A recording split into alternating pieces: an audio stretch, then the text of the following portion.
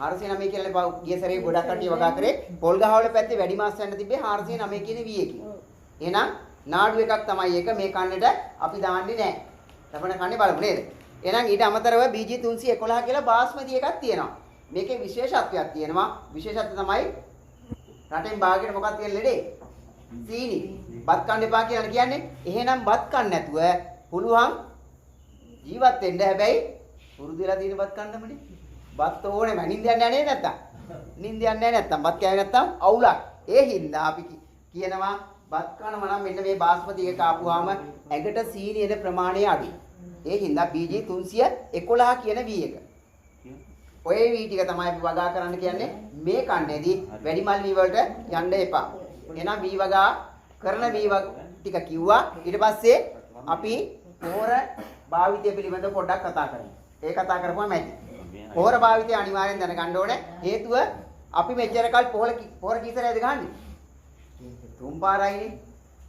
3 පාර පොහොර ගහලා බෑ. අර පොඩි උන්ට අර ලියලා දීලා තියෙනනේ කාඩ් එකක්. ඒකේ කියන විදිහට ඔක්කොම බේට් ටික විදින්න ඕනනේ. ඒ කියලා තියෙන්නේ කවුද? දොස්තරලානේ. පෙනඩෝල් එකක්වත් බොන්න පුළුවන්ද අපිට ඕන විදිහට? බෑ. දොස්තරලා කියන්නේ පෙනඩෝල් එකත් අපෙන් අහලා බොන්න කියලා. ඒකට හේතුවක් තියෙනවා. අපිට මේ බෙහෙත් නිකන් බොන්න බෑ. ඒ හින්දා මේකට තියෙනවා ක්‍රමයක්. ඒ ක්‍රමෙම තමයි මේ V වලටත් තියෙන්නේ. V වලට පොහොර ගහනවා නම් අපිට දොස්තරලා ටිකක් කියලා තියෙනවා මෙන්න මෙහෙම පොහොර ගහපල්ලා කියලා. ඒක තමයි ඇත්ත කතාව. එහෙනම් අපි නිකන් ආවට ගියාට පොහොර ගහන එකේ තේරුමක් නැහැ. වැඩියෙන් පොහොර ගෙවුවා කියලා කුඹුරට ඇති වැඩකුත් නැහැ. එහෙනම් අවශ්‍ය ප්‍රමාණයට අවශ්‍ය වෙලාවට පොහොර ගහන්න ඕනේ. 5 සැරයක් පොහොර ගහන්න ඕනේ. මතක තියාගන්න.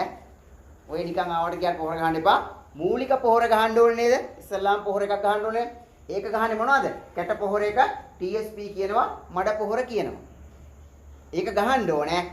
අපි අඩුම දෙවනි පාරවත් සීසාලා ඒ කියන්නේ හාලා ඉවරලා අර අත්පෝරුව අදින්නේ අත්පෝරුව අදින්න ඉස්සලා පසට යට වෙන්න මේක දාන්න ඕනේ. නැත්තම් කලවම් වෙන්නේ නැහැනේ පළවට.